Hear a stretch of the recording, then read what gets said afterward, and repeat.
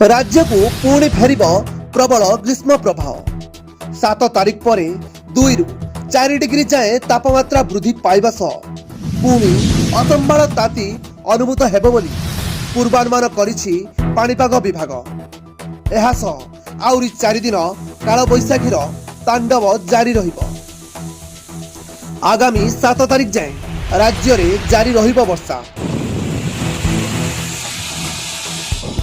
आज मयूरभंज बालेश्वर भद्रक गंजाम गजपति रे बिजुली घड़घड़ी वर्षा सह कुआपथर वर्षा संभावना रही। एसबु जिले में 40 रु 50 किमी पवन बहिबार संभावना रही बेले ऑरेंज वार्निंग जारी करिछि पाणीपाग विभाग। जिले में बिजुली घड़घड़ी सह प्रबल वर्षा और कुआपथर वर्षा संभावना देछि विभाग। एहा सह 50 रु 60 किमी पवन बहिबा संभावना को नहीं ऑरेंज वार्निंग जारी करिछि पाणीपाग विभाग। आसंता 5 मे पई उत्तर उपकूल और दक्षिण ओडिशा रे काल बैशाखी वर्षा नहीं येलो वार्निंग जारी होइछि। मे 6 रे मध्य अधा ओडिशा पई येलो वार्निंग जारी होइछि।